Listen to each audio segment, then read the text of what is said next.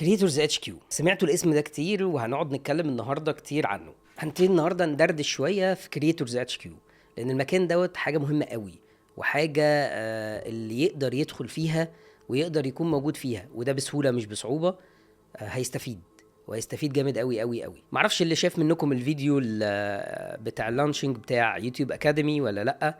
لو ما شفتوش هتلاقيه محطوط عندك هنا اهوت. هنقعد نتكلم لان انت هتلاقيني اتكلمت كتير عن كرييتورز اتش كيو، اللي هو موقع المؤثرين. ايه هو كرييتورز اتش كيو؟ كرييتورز اتش كيو ده عباره عن، عارف انت هنا هو يقعد يقول لك ايه ده شغلانه الناس اللي ايه اللي مش لاقي شغلانه يعني. ده عكس تماما كرييتورز اتش كيو والتوجه اللي موجود في دوله الامارات. هو باختصار شديد عمل مكان اسمه موقع المؤثرين كرييتورز اتش كيو في ابراج الامارات، عشان لو انت حابب تروحوا.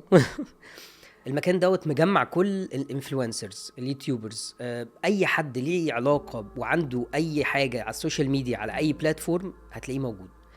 مش لازم ومش شرط يكون واحد عربي مصري اماراتي خليجي خالص. بتلاقي ناس ارقامها في الحضيض لغايه مستر بيست، كل دول موجودين مشتركين في كرياتورز اتش كيو. بيعملوا سامتس وبيعملوا ورش عمل وبيعملوا حاجات كتير جدا.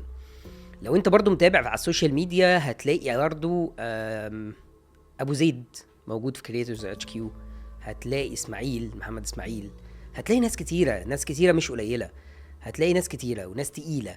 كرياتورز اتش كيو من كتر ما هو حاجه مؤثره جدا، هو عمل ميني سامت، ميني 1 بليون سامت لنفسه، للمؤثرين وللناس اللي موجوده جواه. طيب تيجي نتكلم بقى مع بعضينا كده ونقعد نحكي هو انا هستفاد ايه اصلا من كريتورز اتش كيو، ولا هو ايه اصلا كريتورز اتش كيو ده عباره عن ورك شوبس. ففي الورك شوب ديت انت بتتعلم حاجات كل يعني في الاسبوع، بتلاقي كذا ورك شوب، بتلاقي 1 تو 1 كونسلتنج، بتلاقي يعني حد يقعد يتكلم معاك واحد لواحد. وانت بتحضر الورك شوبس او افتتاح حاجه زي اليوتيوب اكاديمي، بتلاقي ناس تقعد تتكلم معاك وتقعد تساعدك وتقولك خلي بالك من كذا واعمل كذا وخلي بالك من الاناليسيس بتاعتك. واحنا حاضرين احنا اتكلمنا كتير جدا وهم اتكلموا كتير جدا على الاناليسيس وازاي ان انت تعرف تعمل عليها كنترول الى حد كبير او ان انت تقراها. فانت بتتعلم هناك، بتعمل نتورك، ودوت من اهم الحاجات اللي موجوده، ان انت بتعرف تعمل نتورك كويسه، لانك بتلاقي هناك الانفلونسر موجود وبتلاقي البراند كمان موجود وبتلاقي كمان اللي ينصحك، بتلاقي اللي بيدي لك سبورت. ومن كتر السبورت اللي هم بيعملوه هناك، كان في ايفنت هناك مش صغير. عملوا ايه بقى بذمتك؟ جمعوا الانفلونسرز واليوتيوبرز والناس دي كلها وجابوا البراندات، جابوا براندات تقيله جدا في الامارات، قعدوا الناس ديت مع بعض. من الاخر يا باشا، انت تعالى، انت عايز دلوقتي تعمل ماركتنج، فانت بتدور على انفلونسر او بتدور على حد يعمل لك الماركتنج دوت ويعمل لك الفيديوز والحاجات دي كلها. تمام، الراجل اهو، الناس موجوده، اذا كان ولد بنت اي حاجه، الناس موجوده، الانفلونسرز موجودين والبراندات موجودين، براندات كتيره. اقعدوا مع بعضيكم وشوفوا. وانا علشان انا بدعم الانفلونسرز واليوتيوبرز والكلام دوت، فانا بخلي اوضاعهم مقننه وتحت رعايتي. انت عندك في كريتورز اتش كيو، عندك لما بتدخل على الممبرشيبس بتاعتهم، في البيزك اللي هي الفري، وفي عندك اللي هي البريميوم. ايه الفرق ما بين البيزك الفري وايه والبريميوم؟ البيزك الفري انت بيبقى عندك حضور شويه على شويه ورك شوبس، مش كل الورك شوبس بتقدر تحضرها. عندك خصم على التيكت بتاعه ال1 بليون سامت. تقدر تحجز الاستوديوهات، لان انا نسيت اقول لك ان هم عندهم استوديوهات، 3 استوديوهات. انت تقدر تحجز الاستوديو دوت، بس بتدفع 300 درهم في الساعه. اما البريميوم فهو بياخد الاستوديوهات ببلاش، مش بخصم او بفلوس بتدفع. بياخد ان هو بيقدر ان هو يتعمل له نومينيشن للجولدن فيزا، اللي هي الفيزا اللي تقدر تقعد في الامارات 10 سنين. بيقدروا يساعدوه ان هو لو عايز ينقل ويبقى مكانه على طول في الامارات، ان هم يساعدوه في ان يعمل ريلوكيشن، الاماكن، البيوت، ازاي ان انت تظبط ملفك، ازاي ان انت تظبط تبقى عارف اصلا. ودي خلي بالك برضو من ضمن الورك شوبس اللي هم بيعملوها، ايه الاوراق اللي انت بتحتاجها لو انت هتصور حاجه معينه، يعني هتصور فيلم، ايه بقى الحاجات اللي انت محتاجها والتصاريح والحاجات دي كلها بيساعدوك فيها. بيساعدك لو انت اصلا صاحب بيزنس، يعني انت لو انت زي مينا دويني انت عندك استوديو اصلا، فانت انيبلر، هما بيسموه انيبلر، فانت انيبلر وكونتنت كرييتور. هو بيساعد ده وبيساعد ده. الكونتنت كرييتور بيساعده بالطريقه اللي هي اللي انا بقول لك عليها، ان هو بيدعمه جدا بنتورك قويه جدا، بيدعمه باستوديوهات، بيدعمه بايفنتات كتيره، بيدعمه بان هو من ضمن الايفنتات ديت ان هو بيقدر يجيب له شغل لو هو ما عرفش من النتورك ديت يجيب شغل. بيدعم الانيبلر اللي هو اللي عنده شركه او عنده حاجه برودكشن هاوس او حاجه زي كده. من ضمن الايفنتات برضو اللي هم عملوها الانيبلرز ان هو عندك يا باشا ناس تقدر ان هي تعلمك البيزنس بتاعك، تقدر تسرعه لك، تقدر ان انت تدي لك فند، تقدر ان هي تدي لك سبورت ان انت تبقى موجود جوه الامارات ويبقى مشروعك موجود جوه الامارات. فايه العظمه دي؟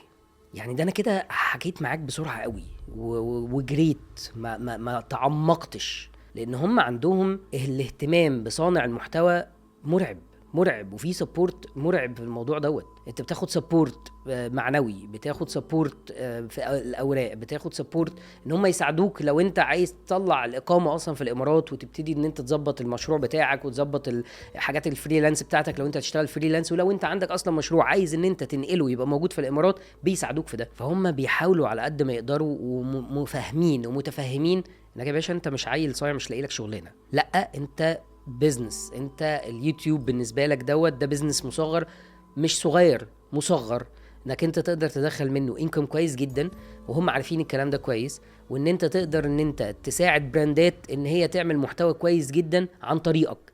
فانا اجمعكم كلكم مع بعضيكم وادعم الناس ديت، وان انا اخليهم يتعاملوا بطريقه بروفيشنال اكتر، واعرفهم ازاي ان هم يبقوا بروفيشنال اكتر ويديروا البيزنس بتاعهم المصغر ده. ولو هو هيتعدى ان هو يبقى بيزنس مصغر كفكره تشانل يوتيوب او بلاتفورمز سوشيال ميديا انت شغال عليها، وان انت عايز تعمل مشروعك الخاص، بيقدروا يساعدوك ان انت ممكن تاخد فند. طبعا مش اي حد هياخد الفند دوت يعني، بس هو على حسب الامكانيات، على حسب الايديا، على حسب البروبوزال اللي انت بتقدمه والحاجات اللي انت بتتكلم فيها مع الانفستور او حاجه زي كده. بس هم بيجيبوا لك الانفستور، بيعرفوك عليه، وبيسيبوك في الايفنتس بتاعتهم وفي الورك شوبس بتاعتهم اعمل النتورك اللي انت عايزها. ولو انت مش قادر ان انت تعمل النتورك هم هيساعدوك. انا نفسي عشان كانت اول دخله ليا معاهم هناك انا مش عارف مين فين ايه، فانا الناس لقيتهم بيجيبوني بيوقفوني مع الناس ونتعرف على بعض ونتكلم مع بعض، وده مينا دويني عنده كذا وبيعمل كذا.